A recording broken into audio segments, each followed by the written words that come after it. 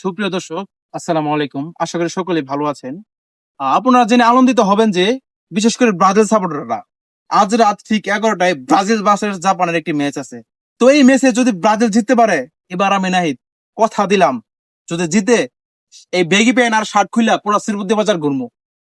আর যদি ব্রাজিল হারে আপনারা কি করবেন এটা কমেন্ট বক্সে জানিয়ে দেন। আর ব্রাজিল সাপোর্টারদের জন্য যেমনটা আমি করে থাকি মন থেকে।